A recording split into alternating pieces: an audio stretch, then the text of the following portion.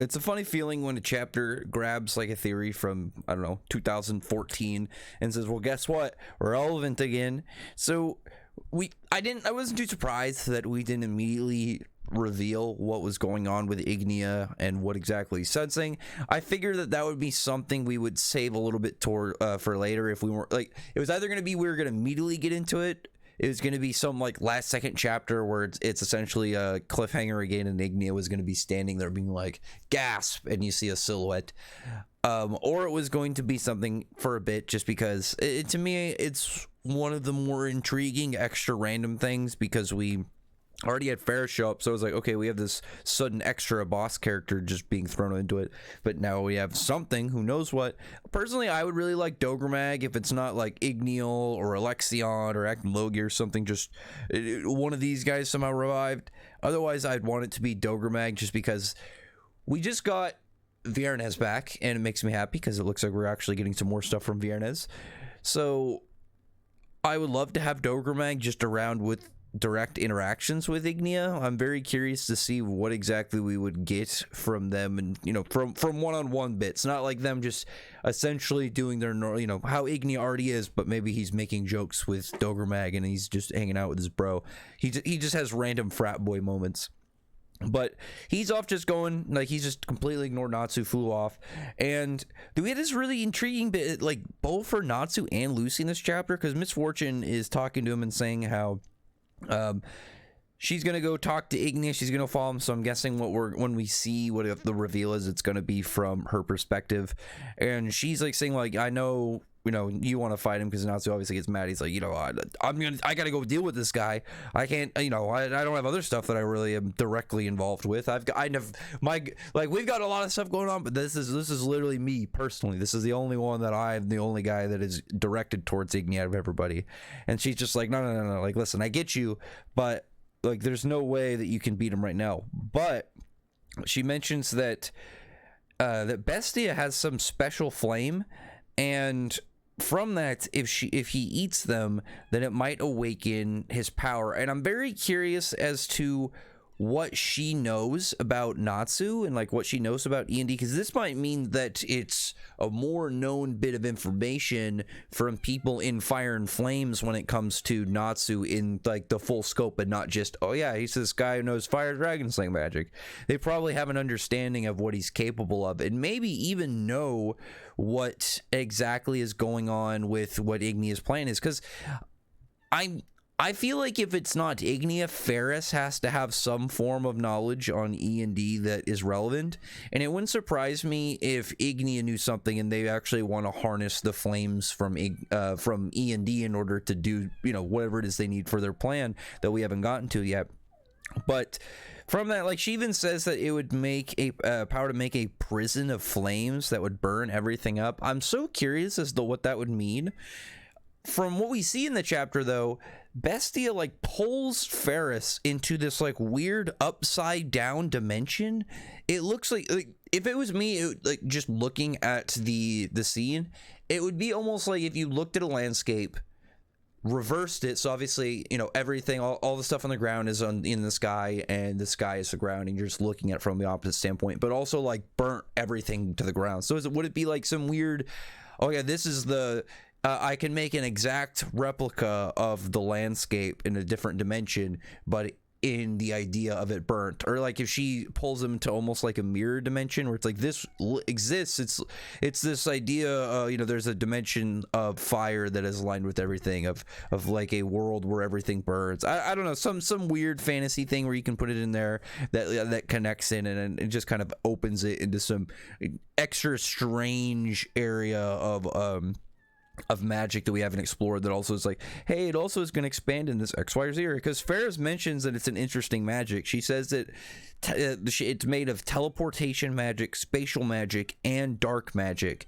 from what she's doing here, and it doesn't tell us anything about the flames. I'm guessing that's going to be involved when they actually start fighting. I hope my cat's not too loud in the background. She wants to go outside. She noticed it's snowing. I don't think she is aware of what snow is. But she even says, like, Bestia says that she wouldn't release a great darkness in the real world. Like, it's so intriguing just from, because her power apparently is fire related, but her magic at least shown dark, spatial, and teleportation. So obviously, straight teleportation, higher levels of spatial, like creating pocket dimensions and whatnot. And then the dark magic, at least from what we've seen, it doesn't seem to be as much of its own thing, but it has more of like a additional effect that it becomes, like mutates some magic into a dark effect version. It's like, applying the dragon attribute. But at this point, Ferris doesn't look too worried. I feel like Ferris is going to win her fight, just because if it was Ignia versus Ferris, to me, more so, it's like, okay, well, Ignia's got to win because he's the more so important villain. He's got more going on with the story. Obviously, he's going to fight Natsu. Like, Ferris is really cool, but as far as we know, she doesn't have any direct things with Natsu. I personally think that she's going to get set up to be a Lucy opponent, and potentially we're going to be seeing that, because Lucy in this chapter is given a freaking key to Mercphobia. Now, this is interesting because, as I mentioned, there was a theory long past, like way back when we still were way fresh in Lucy's abilities in the scope of things. Grand Magic Games was relatively new, so it's like Gold Key Lucy with 2 summons at the same time, crazy. But there was always the idea of like, are there other types of ways that she can gain summoning? And the thing is, there was always the idea that she could get other types of summoning, but there was always the idea of keys to be involved just to fit the theme. And similar to what she's got now, because she has the Celestial Zodiac, but there's also stuff like the Chinese Zodiac. And one of the reasons that was always on the table is because you look at each of the different animals for the different years, it's the year of the dragon. So that was something that was always, hey, could she do this? Because it might have some relevance in the story. Natsu even mentions at a point where, could you summon a dragon with your powers for him to fight? Not something directly with what she could do, but maybe some foreshadowing in reality in the long run. It's so intriguing to me because, one, the key, it makes me wonder what the whole idea of forging of the summoner keys are, because now it's like we have celestial keys, and now we have some form of, we have a dragon key, but we didn't have anything like with yokai when it came to, for example, another type of summoning. When Angel had the whole coin and angel summoning from the Starry Sky arc, she was using coins and like life energy as a conduit, but it's like, okay, well, there's some other thing that they have to use. So it makes me wonder if there's going to be any more keys, or if this is going to be more so, okay, specifically set to Mercphobia, because I would imagine it'd be more so there is a method to make a key, and you would have to make it with, whatever connects it to said person. And then at that point, you would apply the magic and everything to said person, and you'd be able to summon them. Like if somebody made it, like if I made a key of myself and gave it to somebody, they'd be able to magically summon me anywhere. I would assume that that's the concept, and it's not just celestial spirits can do it. Maybe the method that was originally designed for it was for celestial spirits, but it was one of those things where it's like, you can apply this to other things. It's like, you can say you can do it. Clearly you can, because Mercphobia literally gives her a key, but who's to say it's like, well, does Mercphobia know how to do that specifically, or is this something like there is a character that can forge these keys? Because maybe say you have somebody that originally did it, and like the first person that did it was for someone like Aquarius, which again, it would make sense if it's something way more grounded, like the ocean or water, and then got up to a point with Mercphobia, and maybe that's how they met. Because there was a whole thing with Mercphobia and Aquarius of like, they had some form of pre-existing friendship and relationship with each other, and that was really not delved into. Like we left off that very abruptly, and I think this was one of the things, revealing Lucy, we're gonna give you a god key right now, which is pretty crazy. And obviously he's not at his full power because he has to recover. Like she says, you don't hardly have any power left. I don't think that really matters. I mean, him literally coming out with, is when you look at it, Irene in her base at less than 1% buffing Wendy was enough to really push back against Nibiru. Like mid transformation of Dragon Force, like he was already going through the transformation. He wasn't at the full state, but it's like, really, even if you put it at the lowest level on Nibiru, who is already really strong, you just look at, okay, well, 1% of that of you can say maybe it was Irene was counting like her full power and not just her human power. You can make that argument, but it's like 1%, and then you say mercphobia 1%. If that jump for Wendy was that significant, it's like, well, Lucy's gonna win almost every single fight that she runs into if she's able to drop this on somebody, which is really intriguing because it's like, is she gonna keep this forever? It makes me think that mercphobia at some point actually is gonna get killed. Because, and like killed, not like he's injured, he's out of the fight, not like, you know, he's dead at a point where, you know, someone like Alderaan or Viernes where they're killed in the story, but there's a way for them to come back because of their stuff set up. Like straight up, like right now this feels, at least to me, a little bit death flaggy, just because it feels like this could be something too good for Lucy, but it's also power limited for mercphobia, so he might not be able to do it too often. Or I would hope that there's some form of like specific way that Lucy would know the key is ready. Like she like, oh, you know, touch it, oh, it's at 20%. I'm only able to use it X, Y, or Z amounts.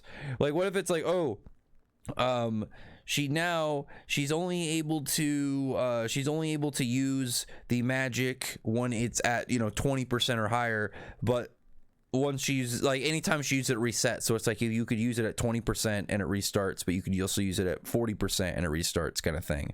I don't know, it just, to me, it opens up such a weird area of the series, because Lucy, I think Lucy will get set up to be an opponent with Ferris, and we'll have some, you know, one of those battles where leading up to it, it's like we've seen Lucy in her growth, but it's like, okay, well, we need to really see Lucy pop off, and she's gonna pull out like full max potential and like crazy broken combos that we never even thought she was gonna have. But this is just like a really big jump for her that's actually pretty substantial, and it's like, what is she gonna do with it? Because it's the idea that Lucy always had the ability to break a key and summon the Celestial Spirit King. It's good to know just an idea. You know, she's not going to do that in any fights unless it's absolutely necessary. But it's like, okay, well, she has the insurance of this. And you know, like Gray with Lost, with having both Ice Shell and then like the Lost aspect. It's the security of being able to be like, you have this. You know, and like, you know, Dragon Force for 5th generation. You're not able to just use it, you know, haphazardly, but you can use it if you need to, if the situation calls for it, if you're ready for the sacrifice. But this is just a better key. This is just like a really crazy buff, and it's, again, I think it's more so going to be set up to expand for Lucy, because he's like talking about it, that Lucy, with, you know, people with like this powers, are more so called summoners, which I think makes a lot of sense, because we saw even without keys, it didn't stop Anna. She wasn't summoning celestial spirits, but she was still able to use celestial spirit, or pretty much celestial magic at its core. She was able to do weird stuff with like opening, closing the space between time, which again, when you think about it, this is a thing, like a hole in the universe and reality beyond comprehension, and you know, that shouldn't exist. And she's able to, because celestial spirit wizards at its core are opening and closing things, she's able to open and close this thing beyond human comprehension. So it just adds like an extra layer of craziness for them. So it's really cool in this chapter. We both got like a Natsu, like, hey Natsu, like this could unlock your power, and of this really, you know, a prison of flames that will burn everything. And then right after, it's like, hey Lucy, God key, you want to be able to summon one of the strongest people in the history of the world. I wonder what the limitations are going to be for it once she can do it. But at the same time, I'm just hoping that, because the thing is, now we're really not in that many scenarios where Lucy's going to get in a spot where it's not going to just wash the opponent, or it's going to be, you know, she tries to use it against Ignia, and then Ignia, I feel like, is just going to slaughter him or something. But the chapter closes out happily enough.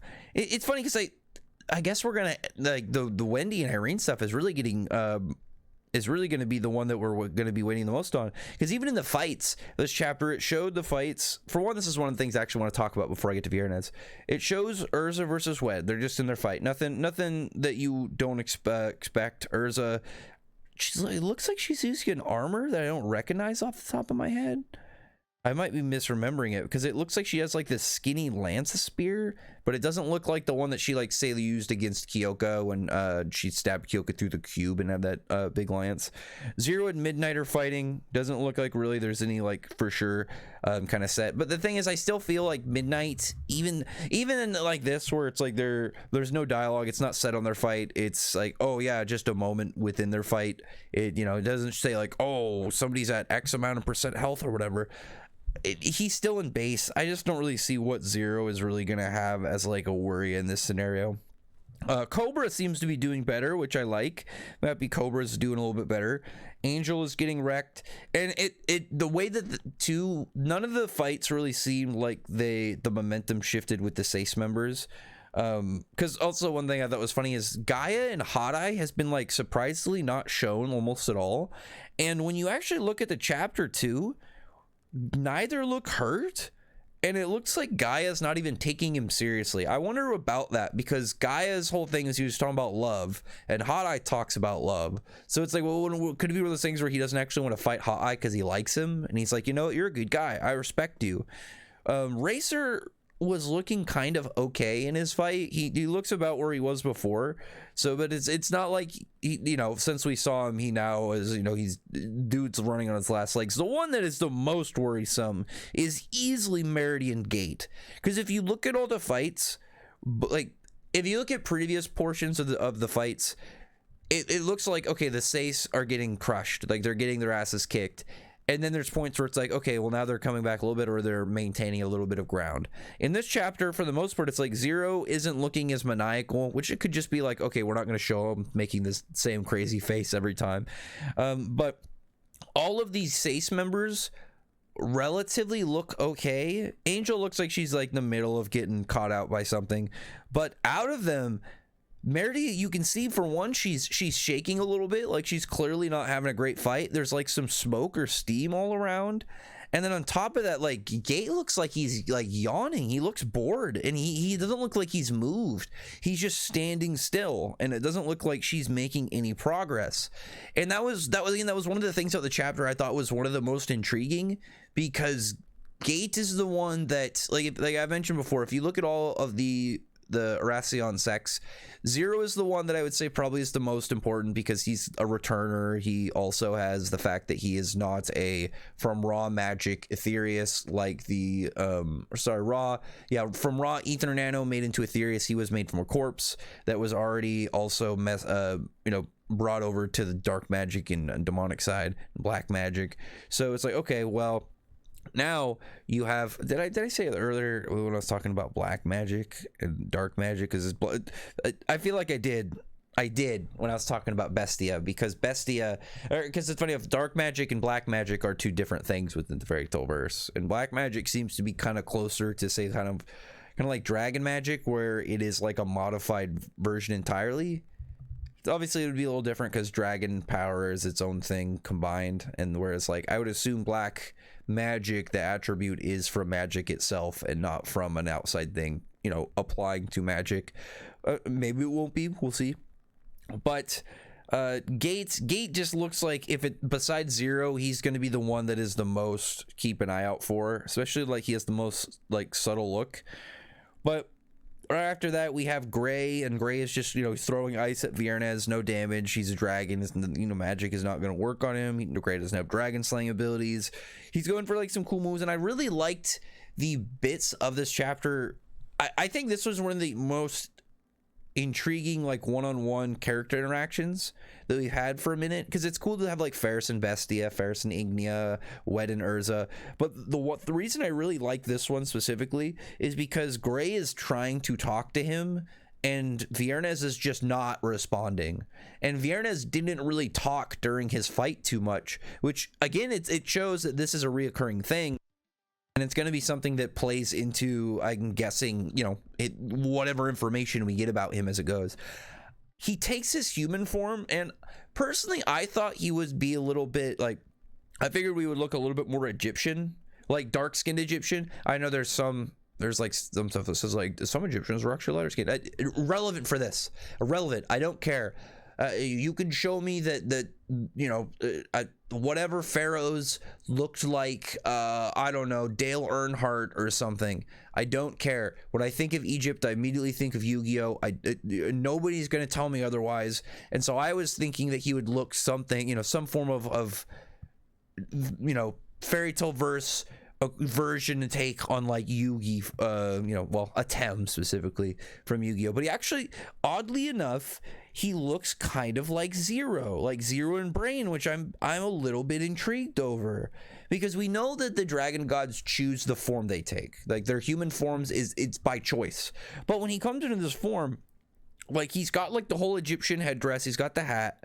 It's I don't know what that top piece is called, but he's got that. He's got like the cool, just general Egyptian themed garbs, and it makes me wonder. It's like this could just be okay. It's just going to be the design. We're not going to have anything beyond just the design. But then it makes me wonder. It's like, well, why does he look kind of like Brain and Zero? He's got similar hair. He looks like he has a similar face shape, and his nose is shaped the same. So, but it makes you wonder. Is it a coincidence? Is it just design, or is it going to be something that it's like, okay, well, Zero and Brain were brought back, Zero specifically, I just include Brain, but they were brought back because at some point also there's going to be some lore reveal, maybe wherever they're from, and this is like, oh, this character, they're from this civilization that was lost, something. Oh, Viernes made contact and was point yada, because it's like maybe Brain is so smart because like the place where he's from was actually like maybe the village that he originated from was like way more scholarly, like way more like, oh, we do all this stuff with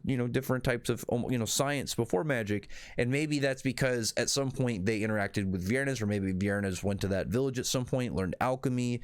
I don't know, or like made alchemy. It's just, there could be so many different things in that. It's like it could just be, oh, it's a design, they look kind of similar, or it could be, oh, there's a nod there. Maybe like Brain's people, Zero and Brain's people of what they were like had some form of interactions with Viernes at a point, and that's why his human form, he would take on aspects and features that resemble these people of this culture, which would be really intriguing to see where it can kind of go from there. It's like, but at the same time, that could also just be kind of the hopes, like, oh, Azuma, well, was Azuma in some way, like, did he come from anywhere, like from where Alderaan is in? Maybe that's why he chose wood. I don't know, it could be nothing, could be something. It's just a fun thing to kind of throw in there, because one bit is I've always really liked I keep almost saying Viernes.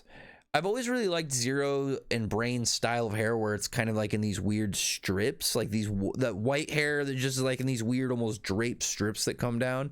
I've always thought that was really cool, and it's not something that Mishima uses a whole lot. So I'm just wondering if that's just, again, this scenario, it's like a coincidence, or it's going to be something specific. But anyway, I thought this chapter was really good. I was expecting maybe we would get a little bit more, just like more fight set focused, and we weren't going to see anything with Gray for a bit, or anything specifically onto Lucy. But like, this gave us so much. This was a lot of small stuff in these chapters lately. I've been really enjoying it. Like Lucy hype, Natsu hype. We got like literally ending off with Gray hype. We got the human form for Viernes, and very interesting just that he has this design, because he is like the biggest mashup of name design, I swear. His design is, he's got like this Christian Egyptian setup, and his name is Spanish for Friday, but he like doesn't talk to people, and he hates humans, but he doesn't do anything for the dragon race. He seems to be all kind of his own thing. I don't know. Good stuff. Very happy about this chapter. Very happy to see just the way that this arc has been forming. I've talked to some people about this arc has actually been really, really good already. I think the only thing that we really need is like some of like the scary or dangerous stuff to happen, because I know like one of the things that I've mentioned throughout 100 Years Quest is there are like tones and bits that feel like they're nods at previous arcs, like old original arcs, and I'm wondering if maybe that's what this will be, is we'll get some, Mishima's going to channel that Tartaros and Dead Rock energy, and he's going to make this dark arc get a little bit scary. So we'll see. I think that maybe splitting people apart is going to be a point for that, and maybe once we start to see the characters further get what, look at what pathway, like why are they separate? What is going to be their thing that they're going to be able to do or accomplish while they're separate from the other cast members and they don't have them to rely on. And it seems like we got Natsu and Lucy's already. Urza's is still on the table. Wendy and Gray, I'm guessing theirs is going to be probably something up soon. Gray's more so. Wendy's, I feel like, should be easy. I don't imagine she's going to get some extra power and be some, further advancement of enchanting that she hasn't reached yet. Maybe she'll get Master Enchant. But anyway, other than that, comment below. Tell me your thoughts about this chapter and what your thoughts are about going on in this arc. And I'll talk to you guys in the next one.